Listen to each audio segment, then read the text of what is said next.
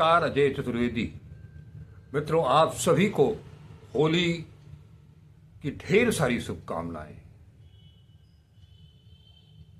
ये त्योहार प्रेम और सौहार्द का है, आपस में गले मिलने का है, खुशियां बांटने का है और खुशियां ग्रहण करने का है। तो एक बार फिर से होली की ढेर सारी शुभकामनाएं। मित्रों, आज हम बात करने के लिए आए हैं। पिछला वीडियो भी मैंने आपको जो प्रस्तुत किया था आप सबके लिए, वो अमेरिका के राष्ट्रपति डोनाल्ड ट्रंप, उनके मित्र, उद्योगपति, दुनिया के जाने माने एलन मस्क और भारत के प्रधानमंत्री नरेंद्र मोदी और उनकी पूरी कैबिनेट। मैंने आप क्या सोच सकते हैं कि आप कहां जा रहे हैं? एक एक करके उन सारी चीजों पर जो आपने ही जिस पर कभी प्रतिबंध लगाया था, जिसके लिए आपने ही कहा था कि वो भारत के काबिल नहीं, उसे भी आप गिरवी रख दे रहे हैं। हमारा पूरा अर्थतंत्र, हमारा पूरा वाणिज्य, यहां तक कि हम अपनी निजता, अपनी स्वतंत्रता, सब कुछ खोने की कगार पर पहुंच चुके हैं। सब कुछ थाली में सजा करके एक एक करके जैसा जैसा डोनाल्ड ट्रंप और एलन मस्क बोलते जा रहे हैं वो हम स्वीकार करते चले जा रहे हैं। और सबसे बड़ी चीज तो यह है कि देश भारत आजाद देश है और अब तक भारत की अपनी एक साख रही है दुनिया में। हालांकि पिछले 14 सालों से भी ये दावा किया जा रहा है कि उसके पहले आजादी के बाद से लेकर के, यानी कि 1947 से लेकर के और 1914 तक भारत की कोई साख नहीं थी। जो भी साख मिली है भारत को वो 2014 के बाद मिली है। आजादी भी 2014 के बाद मिली है, जब नरेंद्र मोदी आए। इसकी तो बाकायदी आरएसएस प्रमुख मोहन भागवत ने घोषणा भी की कि हम तो उस दिन आजाद हुए जब अयोध्या में राम मंदिर का निर्माण हुआ। लेकिन वो पुरानी चीजें हो गई हैं। आज मैं आपसे बात करना चाहूंगा। आपने स्टारलिंक का विरोध किया कि ये भारत में नहीं आएगा।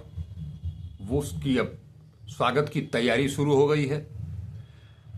टेस्ला कार और एक क्या जाने तो उनकी एक बाइक है। और सबसे ज्यादा गंभीर चीज है स्टारलिंक। और ये क्यों ज्यादा गंभीर है ये हम अभी आपको बताएंगे। लेकिन एक चीज और भी है जो कि बहुत गंभीर दिशा की ओर आपको लेकर के जाती है। हमारी अर्थव्यवस्था को छिन्न भिन्न, तार तार जो पहले से ही ध्वस्त है, उसको और भी रसातल में ले जाने की तैयारी है। क्रिप्टो करेंसी भी आ रही है और ये करेंसी लेकर के आ रही हैं और कोई नहीं, डोनाल्ड ट्रंप की पत्नी। आप रुपए को लेकर के एक अंदेशा पैदा हो गया है कि आने वाले समय में क्या क्रिप्टो करेंसी आने के बाद रुपए का क्या होगा, हमारी अपनी भारतीय करेंसी का क्या होगा। जिस करेंसी को लेकर के 2019 से लेकर के आज तक आरबीआई से लेकर वाणिज्य एवं वित्त मंत्रालय तक लगातार इसका विरोध करता रहा है, इस पर प्रतिबंध लगाया गया। यही वित्त मंत्री निर्मला सीतारमण ने इसके ऊपर प्रतिबंध लगाया और आज उसे हम स्वीकार करने के लिए मसौदा बनाने लगे। क्या करने जा रहे हैं हम? कुछ सोचा भी है? अभी तक तो इस देश में ये बात चल रही थी कि ये सरकार पूंजीपतियों के, अरबपतियों के, खरबपतियों के इशारे पर चल रही है, उनकी गुलाम बनी हुई है।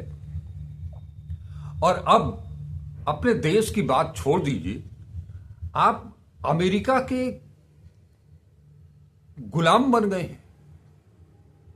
ठीक उसी तरह से जैसे कि ईस्ट इंडिया कंपनी, खैर ईस्ट इंडिया कंपनी तो यहां व्यापार करने के लिए आई भी थी, उसके बाद उसने धीरे धीरे धीरे धीरे भारत पर कब्जा किया और भारत को गुलाम बना करके यहां शासन किया। आप खुद वहां जाकर के उन्हें थाली में सजा करके भेंट कर रहे हैं। कोई भी चीज जो हमको पहले भारतवासियों को मालूम होनी चाहिए कि हम क्या करने जा रहे हैं, हमारे शासन को, हमारे प्रशासन को, हमारी जनता को, विपक्ष को, किसी को कुछ पता नहीं। आकाशवाणी होती है आकाश अमेरिका की तरफ से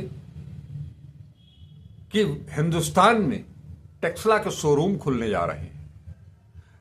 वहीं से यह घोषणा होती है कि अब क्रिप्टो करेंसी हिंदुस्तान में आ रही है। अमेरिका से ही यह घोषणा होती है कि स्टारलिंक हिंदुस्तान पहुंच रहा है।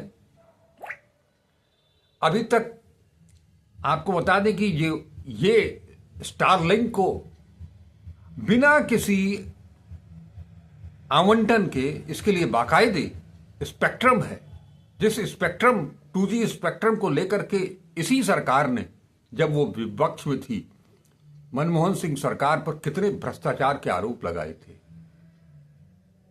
और आज वही काम, हालांकि मनमोहन सिंह की सरकार ने के ऊपर जो भी आरोप लगाए गए वो कहीं भी एस्टैब्लिश नहीं हुए, सब के सब उस कैग राय साहब की देन थी। अपने ही मनमाने आंकड़े बना करके, प्रस्तुत करके उन्होंने जो मनमोहन सरकार को गिराया था। आज नरेंद्र मोदी क्या करने जा रहे हैं प्रधानमंत्री होते हुए?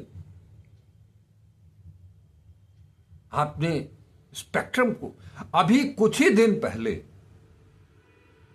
इसी बजट सत्र के शुरुआत में नेता प्रतिपक्ष राहुल गांधी ने संसद के भीतर समझाया था, जब वो एआई के बारे में बात कर रहे थे, जब वो बैटरीज के बारे में बात कर रहे थे, जब वो ड्रोन्स के बारे में बात कर रहे थे, माने जो आने वाली चुनौतियां हैं उस पर वो अपनी स्पष्ट राय रख रहे थे। तब सत्ता पक्ष क्या कर रहा था, ये सब आप लोगों ने देखा। तभी राहुल गांधी ने यह भी बताया था कि आज सबसे बड़ी समस्या ये है, इंटरनेट हमारी अपनी कोई निजता है नहीं। आज जो कुछ भी अपना पर्सनल कोई डाटा बैंक नहीं है हमारे पास। स्टारलिंक के आने के बाद क्या वो डाटा लिंक जिसकी बात राहुल गांधी कर रहे थे वो कहीं से एस्टैब्लिश होगा? तब तो आज अगर आपके इस देश के किसी भी छोटे से गांव में, छोटे से शहर में, एक पुरवा में, एक मोहल्ले में कोई इस तरह की घटना, बड़ी घटना हो जाती है, तो आप तत्काल सबसे पहला काम करते हैं कि इंटरनेट सेवा आप बाधित कर देते हैं। जब तक चाहे तब तक वो इंटरनेट सेवा बाधित रहती है। क्या स्टारलिंक के आने के बाद से ऐसा संभव हो पाएगा? विपरीत परिस्थितियों में आप क्या करेंगे? आपके पास कुछ भी बचेगा? आपकी सारी खुफिया चीजें इंटरनेट के माध्यम से भारत को, जैसे कि आज वो सेवाएं अमेरिका क्या देने जा रहा है, क्या लादने जा रहा है, देने क्या जाएगा, लादने जा रहा है, थोपने जा रहा है, ये वो खुद बता रहा है। कल हमारी एक एक गोपनीय चीजें भी हो सकता है कि वो डिस्क्लोज हो, जिसकी संभावनाएं 100% है। तब आप क्या करेंगे? क्या ये अपनी संप्रभुता को पर सवाल खड़ा नहीं करता है? लेकिन हम राजी खुशी सब कुछ, एक चुप हजार चुप, सब कुछ दांव पर लगाने के लिए तैयार हैं। हम सब कुछ उन्हें तस्तरी में सजा करके सौंपने के लिए तैयार हैं। अब क्या अडानी, क्या अंबानी, अब तो जो मस्क कहेंगे वही होगा। दुनिया माने न माने, भारत तो जरूर मानेगा। ऐसी वो क्या कमजोरी है, ऐसा क्या है जिसको लेकर के इतना ज्यादा दबाव में आप अकेले? ठीक बात है कि आप विकसित होना चाहते हैं, विकसित राष्ट्र के रूप में आपने एक सपना दिखाया है 2047 का, एक बड़ी दुनिया की बड़ी इकोनॉमी होने का सपना दिखाया है। क्या इस तरह से ये सब वो विकसित राष्ट्र बनेगा हिंदुस्तान? इस तरह से हमारी इकोनॉमी ऊपर आएगी? सब कुछ नतमस्तक होकर के, सब कुछ सरेंडर करने के चलते?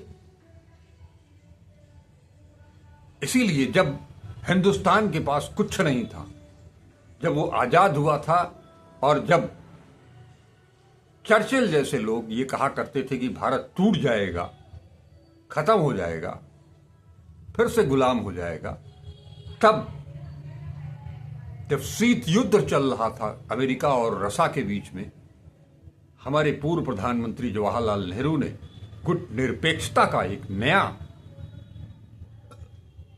फार्मूला दिया और ऐसी विकासशील देशों की ऐसी एक टीम बनाई जिसके बिना पर बहुत सारे छोटे छोटे देशों ने अपना विकास किया। आज हम यहां तक पहुंचे हैं तो उस गुट निरपेक्ष नीति के चलते। आज कहां हैं हम? पुराने जमाने से लोग कहते आए हैं कि पड़ोसियों के साथ संबंध अच्छा बेहतर बना करके रखना चाहिए। आप रसा से अपना संबंध किस तरह से बेहतर बना करके रख सकते हैं, जबकि वो देश जो कि आपके आजादी के बाद से लेकर के आज तक आपके साथ खड़ा रहा है। जब हिंदुस्तान ने पाकिस्तान के ऊपर हमला किया और बांग्लादेश जैसे देश का निर्माण करवा दिया, उनका भूगोल बदल दिया पाकिस्तान का, और अमेरिका की चेतावनी के बावजूद यह काम किया गया, 7वां बेड़ा भेज रहा था अमेरिका, तब रूस ने हमारा साथ दिया था। अमेरिका कब से विश्वसनीय हो गया इतना? और आज की तारीख में जबकि हर देश दुनिया का उसका विरोध कर रहा है, उनकी नीतियों का विरोध कर रहा है, आप शरणागत हुए चले जा रहे हैं, हम शरणागत हुए चले जा रहे हैं। इस पर कोई चर्चा तक नहीं है कहीं। वो सड़ा हुआ जहाज, लड़ाकू विमान, एक मिसाइल, जिसे कि वो वहीं के लोग कह रहे हैं कि ये बिना किसी काम का है, वो अमेरिका हमको दे दे रहा है। माने हमारा बाजार दुनिया में सबसे बड़ा बाजार जरूर है, बाजार है, लेकिन कूड़ेदान थोड़े है कि जो चाहेंगे सो आप फेंक देंगे और हम इसे स्वीकार कर लेंगे। लेकिन स्टारलिंक और क्रिप्टो करेंसी, ये दो चीजों ने देश के बुद्धिजीवियों को सोचने पर विवश कर दिया है कि हम जा किस रास्ते पर रहे हैं। नोटबंदी और गलत जीएसटी के चलते तो वैसे ही पूरा देश तबाह हो चुका है, और अब जब डोनाल्ड ट्रंप नहीं बल्कि एलन मस्क इस देश पर राज करेंगे, हम इस रास्ते पर जा रहे हैं। हम सब कुछ अपना लुटा देना चाहते हैं, खत्म कर देना चाहते हैं। इस बात पर बाकायदे संसद में चर्चा होनी चाहिए। और सबसे बड़ी चीज है कि जिन दो देशों के बीच में कोई करार हो रहा है, उसकी जानकारी हासिल करने का पहला अधिकार देशवासियों को है, और देशवासियों को यह अधिकार है तो वो जानकारी देगा कौन, इसकी जिम्मेदारी, इसका पूरा का पूरा दायित्व सरकार का है। ये नहीं है कि हमारे घर में क्या होगा ये हमारा तीसरा कोई बताएगा हमको, आकर के हतप्रभ करेगा, सरप्राइज देगा हमको। ये कहां की नीति है? ये किस तरह का शासन है? कहने को तो आपके पास 56 इंच है, वो कहां गया 56 इंच?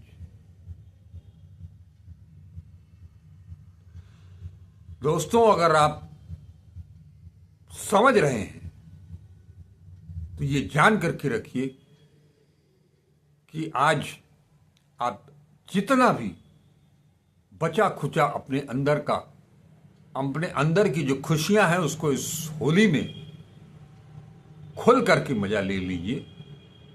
नहीं, आने वाला दिन बहुत बुरा होने जा रहा है, ऐसी आशंका मुझे भी है और देश के समस्त देशवासियों को भी है, बुद्धिजीवियों को भी है।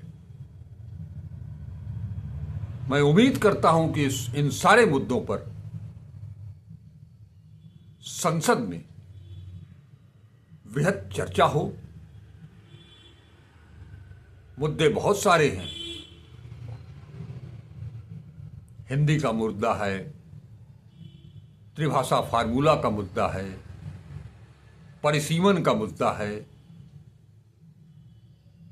राज्यों में लोकसभा सीट के आवंटन का मुद्दा है, तमाम सारी चीजें हैं, उन पर भी एक एक करके चर्चा होगी।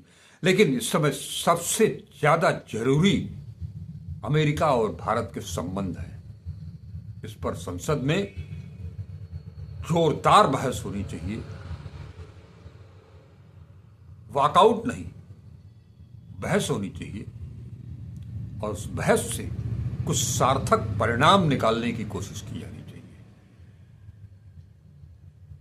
नमस्कार, अजय चतुर्वेदी एक बार फिर से आप सभी को होली की ढेर सारी शुभकामनाएं।